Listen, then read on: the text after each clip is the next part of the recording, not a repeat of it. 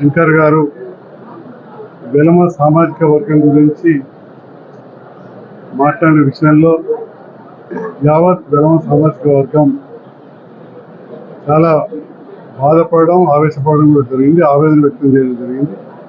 ఆ సందర్భంలో యువనాయకుడు బల్మూరు వెంకట ఎమ్మెల్సీ గారు, నేను మిగతా శాసనసభ్యులం దీనిపైన మాట్లాడుకోవడం, అదేవిధంగా కాంగ్రెస్ పార్టీలో చాలా సీనియర్గా, యువజన నాయకునిగా, విద్యార్థి నాయకునిగా, ప్రస్తుతం శాసనమండలిగా సభ్యులుగా ఉన్న వెంకట గారు పిసిసి అధ్యక్షుడు వారితో మాట్లాడడం జరిగింది. నేను కూడా నిన్ననే రాజనగర్ శాసనసభ్యులు శంకర్ గారు వెలమ సామాజిక వర్గం పైన మాట్లాడిన విషయంలో తీవ్రంగా పత్రిక కూడా ప్రకటన ఇచ్చి ఖండించడం జరిగింది. ఎందుకంటే వెలమలంటే అందరినీ కలుపుకుపోయేవాళ్ళు, అన్ని వర్గాలతోటి కలిసి ఉండేవారు. అలాంటి వెలమ సామాజిక వర్గాన్ని విమర్శించడం తగదు అని చెప్పి నిన్ననే నేను పత్రికా ప్రకటన ఇచ్చాను. ఈరోజు శంకర్ గారు ఆ వ్యాఖ్యలను వెనక్కి తీసుకుంటారని చెప్తాను.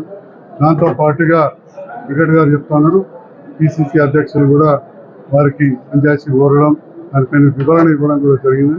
మరి ఇప్పటి నుండి ఎవరు కూడా ఇలాంటి చేయొద్దని, ఎందుకంటే వెలమలు ఆనాడు బీద పడుగు బలహీన వర్గాల కోసం కమ్యూనిస్టు ఉద్యమాలలో అజ్ఞాతంలో పనిచేసారు.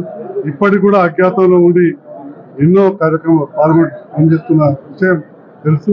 దాంతో పాటుగా కాంగ్రెస్ పార్టీలో కావచ్చు, భారతీయ జనతా పార్టీలో కావచ్చు, తెలుగుదేశం పార్టీలో కావచ్చు, అత్యున్నత పదవులలో ఉండి పిసిసి అధ్యక్షులుగా, ముఖ్యమంత్రులుగా, గవర్నర్లుగా, కేంద్ర మంత్రులుగా పనిచేసిన విషయం అందరూ తెలుసు.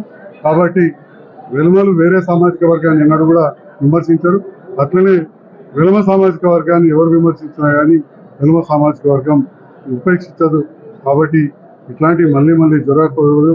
మేము అందరితో కలిసిపోయి ఉండే వెలమలుగా, ఒక జగిత్యాల శాసనసభ్యునిగా ఈ ప్రాంతంలో మరి మేము అందరం కూడా అందరితో కలిసిపోయి ఉండేవాళ్ళం.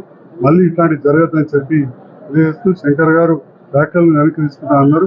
మళ్ళీ ఎవరు కూడా వెలమ సామాజిక వర్గానికి పైన విస్తృత వ్యాఖ్యలు చేయొద్దు. ఎవరైనా వ్యక్తిగతంగా తప్పు చేస్తే వ్యక్తిగతంగా ఆ పేరు తీసుకుని మాట్లాడాలి తప్ప కులం అని, సామాజిక వర్గం అని, జాతిని మాట్లాడద్దని చెప్పి ఈ సందర్భంగా నేను కోరుతా ఉన్నాను.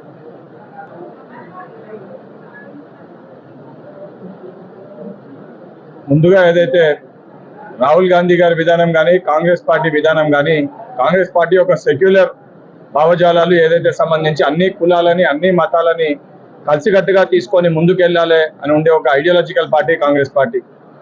ఏదైతే నిన్న షాద్నగర్లో మా ఎమ్మెల్యే శంకర్ గారు మాట్లాడిన సందర్భంలో ఒక మీడియా ఇంటర్వ్యూలో మాట్లాడితే దాన్ని కొన్ని వర్డ్స్ని కట్ చేసి ఒక వ్యక్తుల పేర్లు తీసుకున్నప్పుడు దాన్ని వక్రీకరించి వేరే రకంగా సర్క్యులేట్ చేయడం జరిగింది.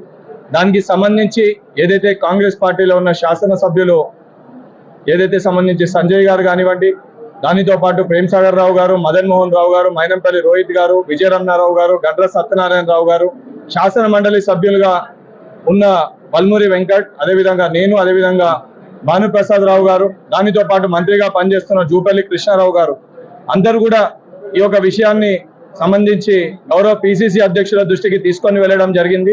పిసిసి అధ్యక్షులు ఇమ్మీడియట్ గా దానిపైన స్పందించి శంకర్ గారు మాట్లాడిన మాటలకి పార్టీకి ఎటువంటి సంబంధం లేదు, పార్టీ చాలా స్పష్టంగా దానిపైన శంకర్ గారిని కూడా వివరణ కోరడం కూడా పిసిసి అధ్యక్షుడు మహేష్ కుమార్ గౌడ్ గారు వివరణ కోరడం కూడా జరిగింది. దాని తర్వాత ఈరోజు వీరపల్లి శంకర్ గారు ప్రెస్ మీట్ పెట్టి కూడా చాలా స్పష్టంగా ఏదైతే గత 10 ఏళ్లుగా ఏదైతే కల్వకుంట్ల కుటుంబం ఏ రకంగా అయితే తెలంగాణలో ప్రజల్ని ఇబ్బంది పెట్టింది, తెలంగాణ పరిపాలన ఏ విధంగా సరిగా పరిపాలించలేదు, వాళ్ళను ఉద్దేశించి మాట్లాడిన తప్ప యావత్ తెలంగాణ వెల్మ సామాజిక వర్గాన్ని ఉద్దేశించి నేను మాట్లాడలేదు. ఆ రకంగా నేను మాట్లాడి వెల్మ సామాజిక వర్గానికి ఎవరికన్నా ఇబ్బంది కలిగినా, బాధ కలిగినా ఆ వర్డ్స్ ని కూడా నేను ఉపసంహరించుకుంటున్నానని చాలా స్పష్టంగా వారు చెప్పడం జరిగింది.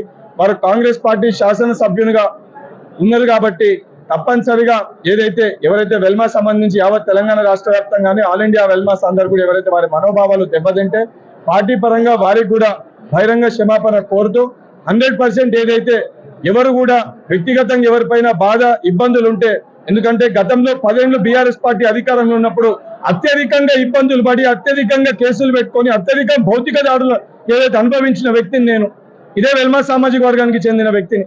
ఆ రోజు ఎన్ని ఇబ్బందులు పడ్డా కూడా పార్టీకి విధేయుడుగా, పార్టీకి సిస్టమ్ కి విధేయతతోటి, ఒక సెక్యులర్ భావజాలాలతోటి, పార్టీ ఐడియాలజీని నమ్ముకొని పార్టీ కోసం కష్టపడితే ఇదే వెల్మ సామాజిక వర్గానికి సంబంధించిన ఒక వ్యక్తికి ముఖ్యమంత్రి రేవంత్ రెడ్డి గారు పార్టీ అధిష్టానము శాసన మండలి సభ్యునిగా ఈ రోజు అతి చిన్న వయసులో నాకు అవకాశం కల్పించింది.